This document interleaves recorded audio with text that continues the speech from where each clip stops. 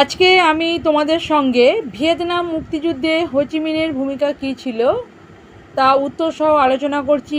এই বছর উচ্চ মাধ্যমিক পরীক্ষায় তোমাদের এই প্রশ্নটি 8 নম্বরে আসার খুবই সম্ভাবনা রয়েছে, তাই প্রত্যেককে বলছি ভিডিওটি একদম স্কিপ না করে প্রথম থেকে শেষ পর্যন্ত দেখতে থাকো, স্ক্রিনশট নিয়ে খাতায় লিখে নাও। উত্তর বিশ্বের ইতিহাসে সবচেয়ে আলোড়নকারী ও দীর্ঘস্থায়ী সংঘাত ছিল ভিয়েতনাম মুক্তিযুদ্ধ। একে একে ফরাসি, জাপানি ও মার্কিন সাম্রাজ্যবাদের বিরুদ্ধে যুদ্ধ সংগঠিত হয়েছিল। হোচিমিন এই যুদ্ধে আমৃত্যু নেতৃত্ব দেন এবং ভিয়েতনাম মুক্তি ও ভিয়েতনামবাসীকে সাফল্যের দোরগোড়ায় পৌঁছে দেন। এবার আমরা দেখে নেব এক্ষেত্রে হোচিমিনের ভূমিকা কী ছিল। প্রথম পয়েন্ট, ভিয়েতনাম ওয়ার্কার্স পার্টি গঠন। 1874 খ্রিস্টাব্দে ফরাসি সম্রাট তৃতীয় নেপোলিয়ান আন্নামের সম্রাটের সঙ্গে এক চুক্তি স্বাক্ষরের মাধ্যমে ইন্দোচীনের ওপর ফরাসি আধিপত্য কায়েম করেন। হোচিমিন প্রথম জীবন থেকেই এই ফরাসি সাম্রাজ্যবাদের বিরোধী ছিলেন। তিনি ফরাসি সাম্রাজ্যবাদের বিরুদ্ধে আপোষহীন লড়াইয়ের লক্ষ্যে গঠন করেন ভিয়েতনাম ওয়ার্কার্স পার্টি। পরবর্তীকালে এই সংগঠনটি ভিয়েতনাম কমিউনিস্ট পার্টি নামে পরিচিত হয়। 2 নম্বর পয়েন্ট দেখে নাও, সাম্যবাদী বিদ্রোহে নেতৃত্ব দান। হোচিমিন ছিলেন সাম্যবাদী আদর্শে বিশ্বাসী এক কমিউনিস্ট নেতা। তিনি ভিয়েতনাম ওয়ার্কার্স পার্টির নেতৃত্বে দলের মধ্য দিয়ে ইন্দোচীনের শ্রমিক ও কৃষক শ্রেণীকে সংঘবদ্ধ করেন। ইন্দোচীনের এই সমস্ত শ্রমজীবীদের নিয়ে তিনি এক সাম্যবাদী বিদ্রোহের সূচনা করেন, যদিও শেষ পর্যন্ত এই বিদ্রোহ ব্যর্থ হয়। 3 নম্বর পয়েন্ট দেখো, ভিয়েতমিন গঠন। ভিয়েতনামের মুক্তিকামীদের নিয়ে Ho Chi Minh league for the independence in Vietnam গড়ে তোলেন। এই সংগঠনটি সংক্ষেপে ভিয়েতমিন নামে সুপরিচিত হয়ে ওঠে। কমিউনিস্ট ও জাতীয়তাবাদীরা সমানভাবে অংশগ্রহণ করায় ভিয়েতমিন জাতীয়তাবাদী সংগঠনের রূপ নেয়। জাতীয়তাবাদ ও সাম্যবাদের মধ্যে সেতুবন্ধন করে এই সংগঠন। এ প্রসঙ্গে ব্রায়ান ক্রোজিয়ার বলেছেন, ফরাসি উপনিবেশিকতাকে প্রতিরোধের লক্ষ্যে সাম্যবাদ ও জাতীয়তাবাদ একই ধারায় মিশে যায়। পয়েন্ট দেখো, জাপানি সাম্রাজ্যবাদের বিরুদ্ধে লড়াই। দ্বিতীয় বিশ্বযুদ্ধে নাৎসি জার্মানির কাছে বিধ্বস্ত হয়ে ফ্রান্স ইন্দোচীন থেকে ফিরে এলে জাপান সেখানে নিজের আধিপত্য গড়ে তোলে। ফলে এবার হোচিমিনের নেতৃত্বে ভিয়েতমিনরা জাপানি সাম্রাজ্যবাদের বিরুদ্ধে লড়াই শুরু করে, কিন্তু দ্বিতীয় বিশ্বযুদ্ধের শেষে মিত্রশক্তির কাছে অক্ষজোটের পরাজয় ঘটলে জাপান আত্মসমর্পণে বাধ্য হয়। ইন্দোচীন সহ সমগ্র দক্ষিণ পূর্ব এশিয়া থেকে জাপানি সেনাবাহিনী প্রত্যাহার করে নেওয়া হয়। এই সুযোগে ভিয়েতনাম মুক্তি ফৌজ হ্যানয়ে এসে পৌঁছায়। 5 নম্বর পয়েন্ট দেখো, ভিয়েতনাম গণতান্ত্রিক প্রজাতন্ত্র গঠন। জাপানিদের ফেলে যাওয়া অস্ত্রশস্ত্রের সাহায্যে হোচিমিন আন্নাম ও টংকিং দখল করেন এবং হ্যানয়ে স্বাধীন ভিয়েতনাম গণতান্ত্রিক প্রজাতন্ত্র গঠন করেন। এদিকে কুওমিন্টাং চীন উত্তর ভিয়েতনাম এবং ব্রিটেন দক্ষিণ ভিয়েতনাম ছেড়ে চলে যায়। কুওমিন্টাং চীন হোচিমিনের হাতে উত্তর ভিয়েতনাম ছেড়ে দক্ষিণ ভিয়েতনামে ব্রিটেন ফরাসি আধিপত্য পুনঃপ্রতিষ্ঠার সুযোগ করে দেয়। যাই হোক, হোচিমিনের দৃঢ়তার জন্য ফ্রান্স ভিয়েতমিনের সঙ্গে এক চুক্তি স্বাক্ষরে বাধ্য হন। এই চুক্তির মাধ্যমে ফ্রান্স ভিয়েতনামকে ইন্দোচীন ফেডারেশন ও ফরাসি ইউনিয়নের অংশ হিসাবে স্বীকৃতি দেয়। 6 নম্বর পয়েন্ট দেখো, ফরাসি আগ্রাসন প্রতিরোধ।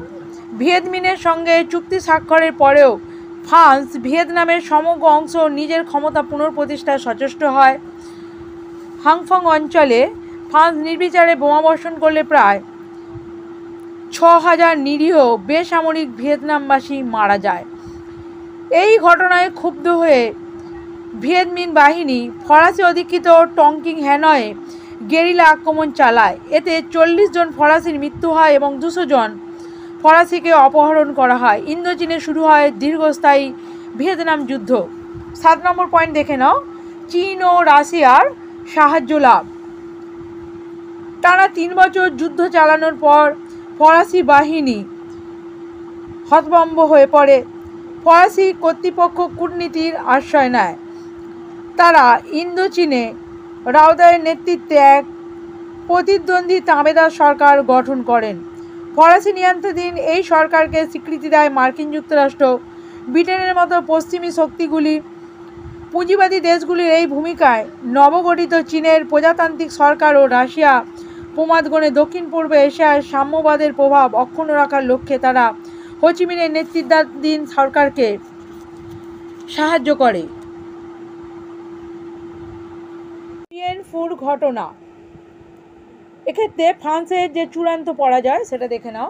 মার্কিন যুক্তরাষ্ট্রের কাছ থেকে সাহায্য পেয়েও ফরাসি বাহিনী ভিয়েতমিনদের কাছে একের পর এক রণক্ষেত্র হারাতে থাকে। হ্যানাই ও হাংফংয়ের মতো অঞ্চলেও তাদের হাতছাড়া হয়। এই অবস্থায় ফরাসি সেনাপতি নেভারে ভিয়েতমিনদের সম্পূর্ণ ধ্বংস করার লক্ষ্যে এক নতুন পরিকল্পনা গ্রহণ করেন, যা নেভারে প্ল্যান নামে পরিচিত। এই পরিকল্পনা অনুযায়ী ফ্রান্স উত্তর ভিয়েতনামের টংকিংয়ে দিয়েন ফু গ্রামে একটি সশস্ত্র ঘাঁটি নির্মাণ করে। এই খবর পেয়ে ভিয়েতমিন সেনাপতি জেনারেল গিয়াব এই ঘাঁটি ধ্বংস করেন ও 15,000 ফরাসি সেনাকে বন্দী করেন। 57 দিন অবরুদ্ধ থাকার পর ফরাসি বাহিনী আত্মসমর্পণে বাধ্য হয়। 9 নম্বর পয়েন্ট দেখো, জেনেভা সম্মেলন। দিয়েন বিয়েন ফুর ঘটনার পরদিন ইন্দোচীন সমস্যার সমাধানের লক্ষ্যে জেনেভাতে এক সম্মেলন বসে। এই সম্মেলনে হোচিমিন সরকারের সঙ্গে ফ্রান্স এক চুক্তি স্বাক্ষর করে। চুক্তি অনুযায়ী 17 ডিগ্রি অক্ষাংশ বরাবর ভিয়েতনামকে 2 ভাগে ভাগ করা হয়। বলা হয়, অক্ষরেখার উত্তর অংশ হোচিমিনের নেতৃত্বাধীন ভিয়েতমিন এবং দক্ষিণ অংশ ফরাসি নেতৃত্বাধীন দিয়েন বিয়েন ফুর শাসন প্রতিষ্ঠিত থাকবে। পরবর্তী সময়ে মার্কিন যুক্তরাষ্ট্র যুদ্ধে সরাসরি অংশ নিলে ভিয়েতনাম সংকটকে ঘিরে ঠান্ডা লড়াইয়ের রাজনীতির সূচনা ঘটে।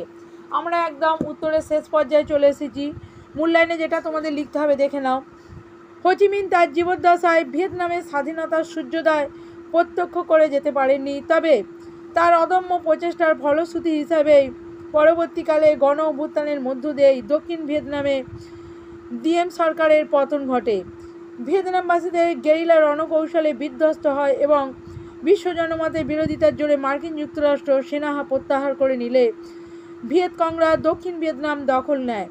উত্তর ও দক্ষিণ ভিয়েতনামের মিলনে আন্তঃপ্রকাশ ঘটে হোচিমিনের স্বপ্নের সোশ্যালিস্ট রিপাবলিক অফ ভিয়েতনামে। আজকের ভিডিওটি আমি এখানেই শেষ করব। যদি ভিডিওটি ভালো লাগে একটি লাইক করো এবং চ্যানেলে নতুন হয়ে থাকলে এই ধরনের গুরুত্বপূর্ণ ভিডিও সবার আগে পরীক্ষার সময় পেতে গেলে অবশ্যই চ্যানেলটা সাবস্ক্রাইব করে রাখো। আমার সঙ্গে অফলাইন বা অনলাইন ক্লাসের জন্য 9733833561 এই নম্বরে যোগাযোগ করতে পারো। ধন্যবাদ।